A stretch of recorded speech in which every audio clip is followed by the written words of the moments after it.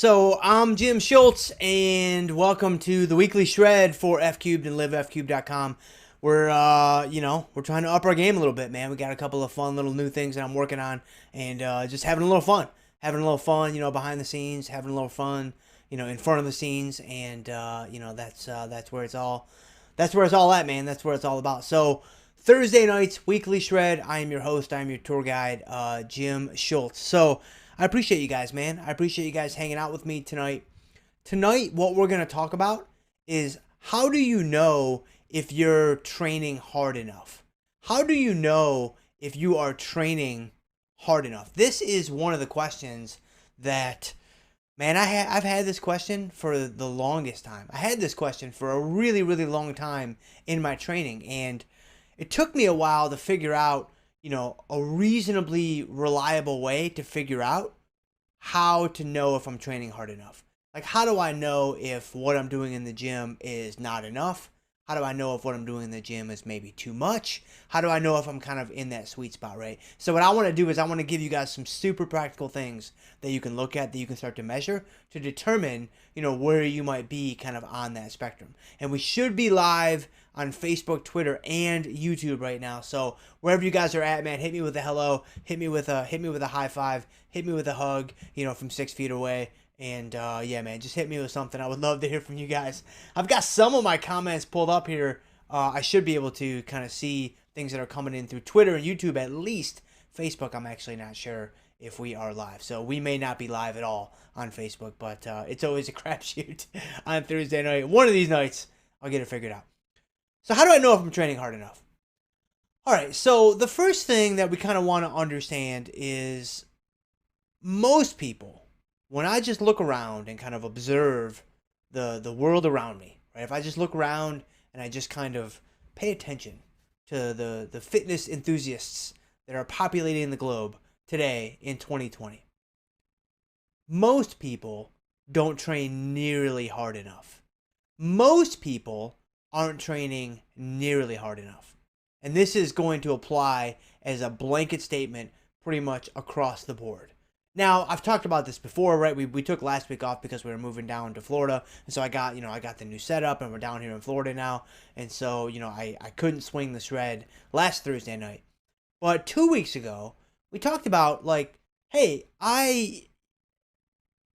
my audience here, you guys are a little bit more advanced, right? Just generally speaking. Obviously, I'm going to attract, a lot of different people. I hope I do, at least. Hope I don't turn a bunch of people off.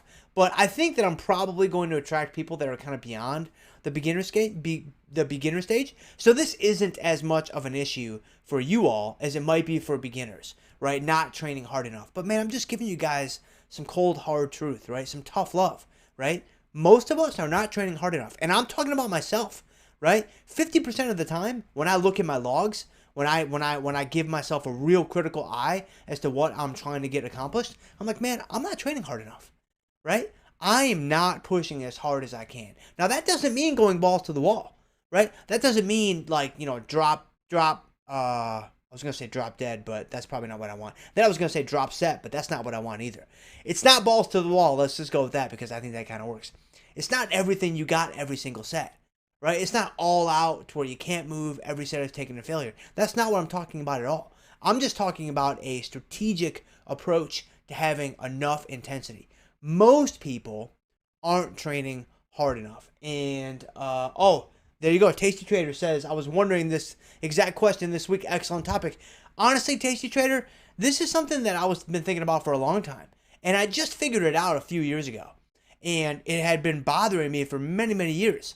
I'm like, man, I think I'm training hard. Everybody thinks they're training hard, right? Like, it's like, yeah, man, I'm getting after it, right? I'm in the gym, I'm getting after it. Like, I feel sore, like all these, barometers that we use to measure progress that we don't actually know if this is indicative of, enough intensity. I was like, I need something objective.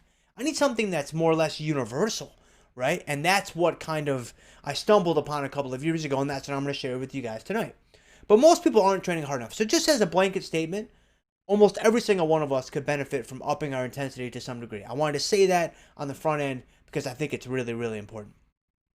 If you're not sure if you are training hard enough, If you're not sure, if you're thinking, man, I really don't know. Like, I think I might be training hard enough, but I can't say for certain. Here is a litmus test that will always work.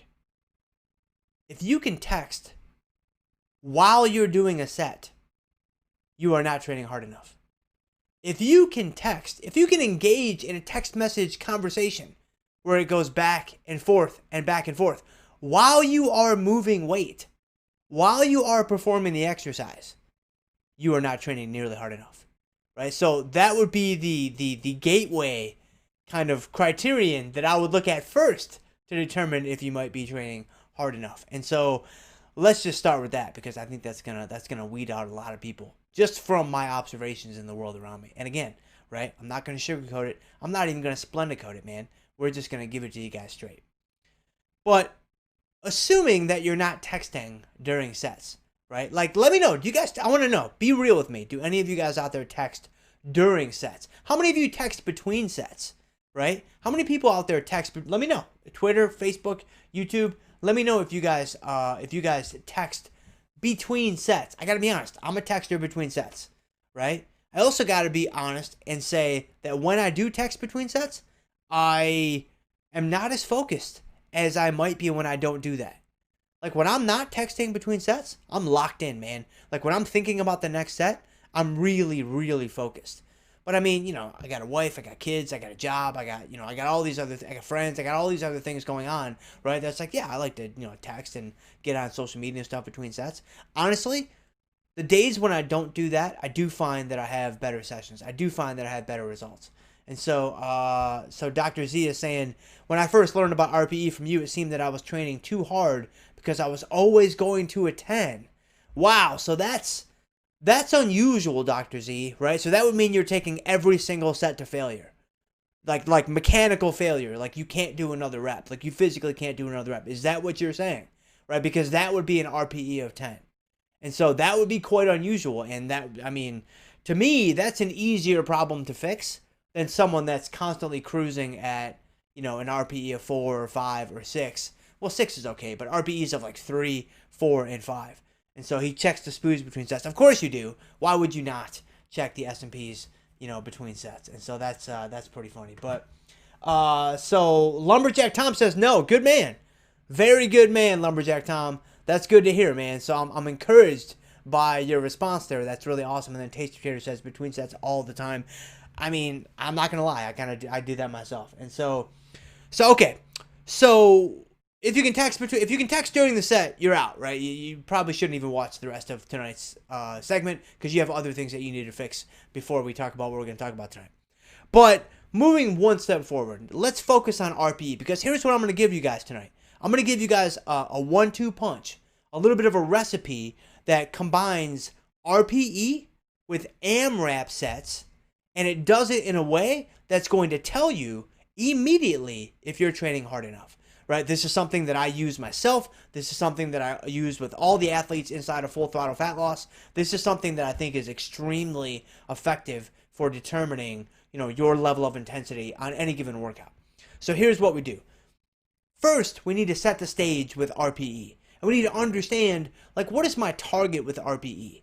Right? Of course, RPE, rate of perceived exertion. We've talked about this before on the Shred, a couple of months ago. And so you guys can kind of check that out in the Shred archives. You can find, the previous weekly Shreds on YouTube. You can find them on Facebook. You can find them on livefcube.com. You can find them, a number of different places. But RPE, rate of perceived exertion. The basic idea is it's how far you are away from failure. So like Dr. Z just said, he takes most of his sets to a 10 out of 10 RPE. That would mean he's taking most or all of his sets to failure, right? That would mean that he's going to the point where he can't do any more reps. That's a 10 out of 10 RPE. A 9 out of 10 RPE would be only 1 rep left in the tank. An 8 out of 10 RPE would be 2 reps left in the tank, and so on and so forth. RPE is a scale from 1 to 10. It is subjective, right? You have to determine what your RPEs are, and it is independent of the number of reps that are in the set. So you can do a set of 3 at an RPE of 8. You can do a set of 10 at an RPE of 8, right? It all depends on the intensity in that set. Like if you do a set of 3 and you feel like, man, I probably had 3 more in me if I had to go to failure, that would be an RPE of 7 because you stopped 3 reps short of failure, and an RPE of 10 would be failure, right? So you guys can kind of work out how it works, from there. With that understanding, now we got to go one step further. What are we trying to target when it comes to RPE? Generally speaking, and the evidence supports this, my own personal experience supports this, a great area, a great range to kind of live in is somewhere between 6 to 9, let's say. So somewhere in the range of like 6, 7, 8, 9. These are going to be really, really good RPE levels to target. And here's the reason why. You want to get close enough to failure because that's when all your muscle fibers start to kick in.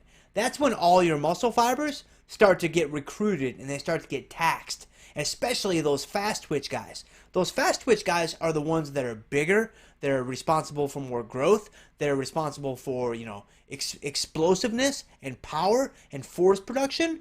They're the ones that are going to have the biggest impact on your physique development, right? Because remember, we're in the gym to build muscle. We're not in the gym to burn fat, right? We burn fat through the kitchen. We burn fat through cardio. We burn fat through, the other 22 hours a day. We don't really burn fat while we're in the gym. We're in the gym to build muscle. We're in the gym to perform. And so we really want to tax those fast twitch muscles. All right. So in order to do that, I need to get close enough to failure.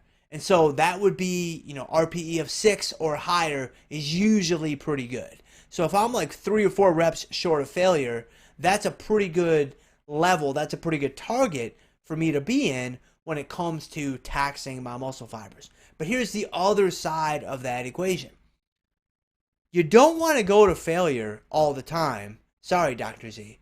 But you don't want to go to failure all the time because you know what that does? It becomes extremely exhausting. Right? Let me know if you guys agree with this. Let me know if you guys have had a similar experience. It's extremely exhausting. You become overly fatigued. You become burned out where you don't really want to train. You don't really have the motivation to train. It doesn't usually happen for the first couple of weeks or even couple of months.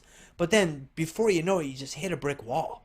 Right? Before you know it, it's like, man, I don't even really want to do like basic life activities.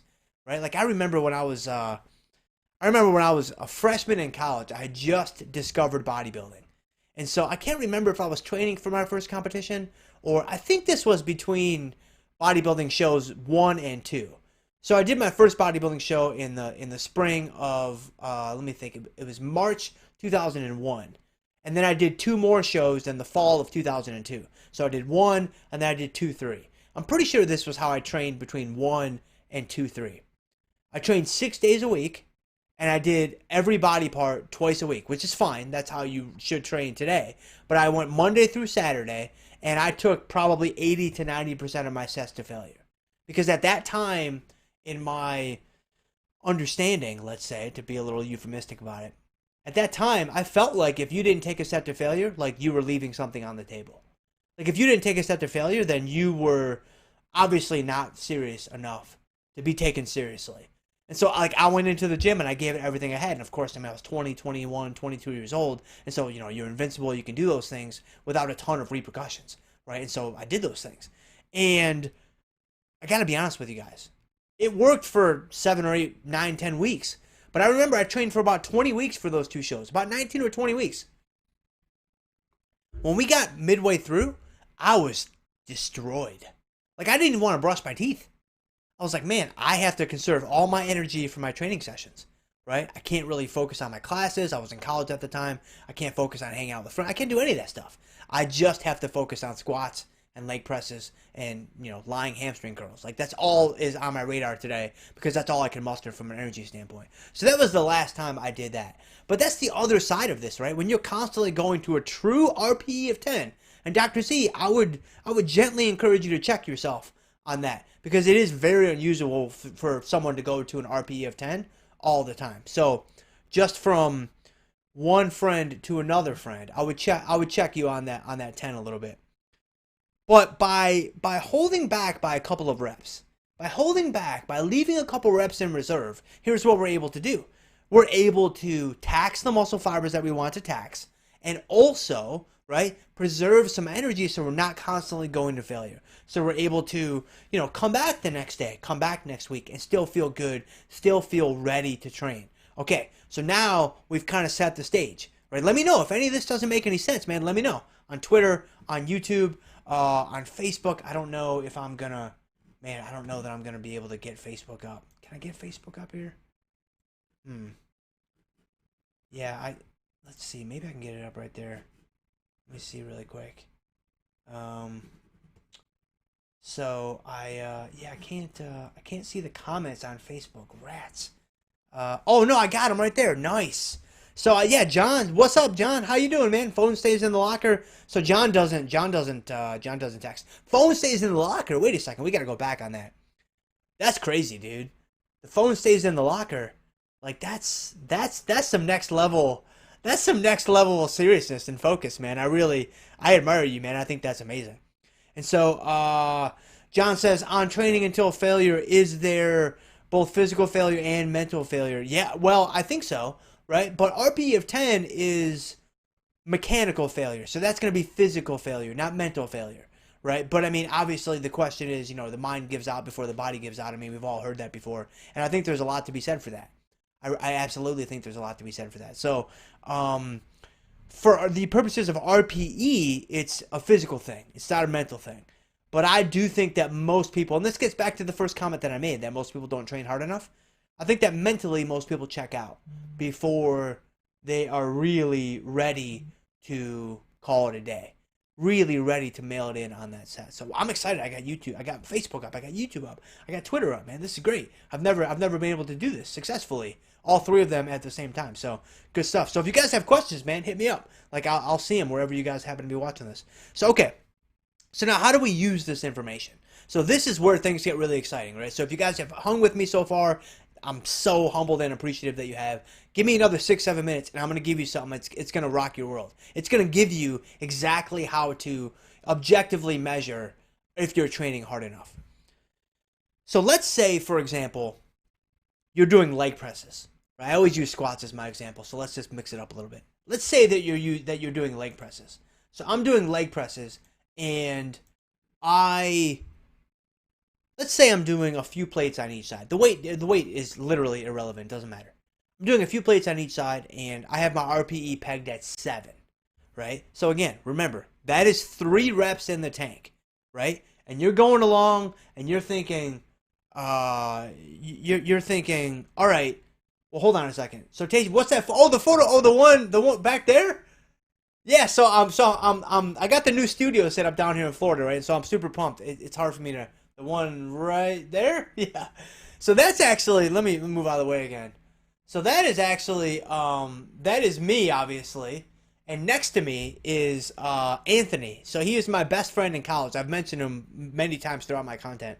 He's my best friend in college. He was my best man at my wedding. That picture was taken the night before the wedding. So we went out, we had, the rehearsal dinner, we had a lot of fun, and then we went out as the fellas. And I remember my sister took that picture. My younger sister, Cindy, took that picture.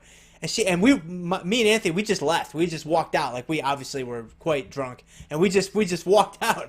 And my sister was like, where are you guys going? And we both just went. And she caught it on camera. It's like the greatest picture of all time. But yeah, that was taken the night before Autumn and I got married. So, but anyway, so yeah. So now I'm getting totally off track. But that's a good question. Okay, so let's say you're doing leg presses and you're doing a few plates on each side. I remember where I was. You're doing a few plates on each side, and your RP is 7. So theoretically you have 3 reps left in the tank. Okay. You think that's a true 7. Right? Like, you're writing it down in your notebook and you're like, all right, this is an RP of 7. I got 3 reps left in the tank, right? I'm feeling pretty good. I'm doing what Jim said I should do. I'm following the protocols. I should be making optimal progress. This is exactly where I want to live. If that's true, then all of that is true. But here's what happens. So what you should do is, you don't have to do it every session, but I would do it, it depends on what kind of block you have set up and that kind of stuff. But I would set up at least a couple of times every block, right? A block is like a 5 to 6 week, period of training. A couple of times every block, I would set up an AMRAP set as the final set for that movement. So, for example, if you go in and you do like a 4x7 on leg presses, let's say, right? And again, 4x7 and the RPE is 7. You do your first 3 sets at 7 reps, right? And then for the 4th set, you rest a few extra minutes, you get all amped up, you're locked, you're loaded, you got Nick Jonas on the earbuds, you're ready to go, right? You go in there, you do as many as you can. AMRAP, as many reps as possible, right? So you want to go to failure. You're going for RPE 10 out of 10 or, 9.5 out of 10, right? Here's how you know if you're training hard enough. This is the key. If you go in on a set of leg presses that you've had pegged at an RPE of 7, and you go in there and you blow out 19 reps, that was not an RPE of 7. Right? You guys follow me? If you go in there, right, and you're all amped up, and now, hey, I got it. Nick Jonas alone, that's worth a couple of reps. So we've got to account for that. But if you then can, proceed to do, 7, 8, 9 more reps on top of that, and what you thought was an RPE of 7 when you're doing sets of 7, and you saddle in and you knock out a set of 18, 19, or 20, right? That's going to check yourself right there, because then you're going to look down in the book, and it's like, man, this is black and white. This is data now, right? This is not subjective. This is not my feeling. This is not, my gauge, my judgment, right? Now it's like, wow, what I've been doing has probably only been an RPE of like 2 or 3, right? Now, all kidding aside, Nick Jonas aside, jealous aside, right? When you go in for an AMRAP set, you get amped up, man. Like, you get ready to go. So it's not like a normal set. So, I mean, all jokes aside, that is worth a couple extra reps. It really is. So if you are doing an RPE of 7, and you go in, and now technically you should get how many reps? You should get 10, right? An RPE of 7 is 3 reps left until failure. So when you go to failure, you should get 10. But what will frequently happen is you might get 11 or 12 or maybe even 13. To me, that's reasonable. To me, that still might be an RPE of 7. Because again, you have to account for the little extra oomph that you're going to have because it is a set to failure. You can't muster that up every single set for all your regular work, right? Nobody can do that. But again, if you get 18, 19, 20, then that's a big, big problem, right? You're probably not going to have the reverse problem where you've had an RPE of 7 and you only get 8 or 9. Although it will happen sometimes, actually. It's still more infrequent than, excuse me, it's still more infrequent than going the other way, but it does happen from time to time. So that would indicate what? That would tell me, like, wow, my intensity is actually too high, right? That would actually tell me that, man, I need to scale the way back a little bit if I'm targeting an RPE of 7 or 6.5 or 7.5 or whatever, and I go in and I go to failure and I only get 1 extra rep, right? That's not an RPE of 7. That means you've been doing an RPE of 9, right? So you guys kind of see how you can use this? And so this is exactly what you do to pinpoint exactly where your intensity is, right? You have your RPE targets, which again, I would target, 6, 7, 8, 9 for most of your sets. It depends on a lot of different factors, and maybe we'll talk about that on an upcoming shred. If you guys want to talk about that, I would be happy to talk about that. But you have your RPE targets that you're kind of, pegging, that you're pinpointing. Then you have the AMRAP sets as kind of quality control, right? Then you have the AMRAP sets to say, okay, I've been pegging this weight. I've been benching, 135 for a set of 10, and I think it's an RPE of 8, but is it really an RPE of 8? Well, we're going to find out right now, because I'm going to saddle up, and I'm going to get my Celine Dion on, and I'm going to see how many reps I can do. And if you crank out 15, 16, 17, 18, that's probably not an RPE of 8. It's probably an RPE of 6 or 7. Right? And so I just love this combo. And so that is how you figure out if you're training hard enough. The RPE AMRAP combo. So I really hope that was helpful for you guys. What do you guys think about that, man? Is that kind of new to you guys? Let me know on Twitter, on what are the other ones? MySpace? No, on Facebook, on YouTube. Let me know. I'm curious to know if this is new for you guys. It would be kind of affirming for me to know or to hear you guys say, like, yeah, I've never really thought about doing it that way. I'm going to give it a try. I'm going to see what's going on. Tasty Trader says, shark. I don't know what that means, but it's probably positive because Tasty Trader is awesome. So, so yeah. So, okay. So that's really all I had for you guys tonight. If there's nothing, I'll hang in. She says you're killing Celine Dion, right? Like, are you kidding me? Like, are we really gonna have this conversation? You're telling me that it's all coming back to me now doesn't get you amped up for an AMRAP set? Like, if you've not tried it before, you got to give it a shot. You're telling me that my heart will go on doesn't get you amped up for an AMRAP set? There's absolutely no way. Absolutely 0% probability. And so, but yeah, this is how we do it. This is how we measure our RPE and AMRAP. So Dr. Z says, so RPE is like IVR when it resets to 10, the highest value when you have an outlier. Where it resets to 10 when you have an outlier day. Yeah, I guess you could look at it that way. Right? I think that's a pretty fair analogy. You know, where RPEs of 10, they are kind of your outlier moves, right? Now the difference is when you have an outlier move in the stock market, right, options market, you didn't necessarily plan for that, right? It just kind of happened to you, right? Like, you know, Royal Caribbean just happened to you, right? Like Kodak just happened to you, right? You didn't necessarily do anything, but it just happened. With training, you don't accidentally take a step to failure, right? You don't just stumble into an RPE of 10 and say, wow, how did that happen? Like, how did I get here, right? It's not like, you know, a sleeve of Oreos. Like, that can be an outlier move that also ends up at an RPE of 10, and you don't know how you got there. But that's a different story entirely. But when it comes to training, being in the gym, I like the comparison. That's actually pretty good. But the difference is it's obviously not going to be voluntary with the outlier. So, so Dr. Jim, my injury question you missed. You had an injury question. Where? Tonight?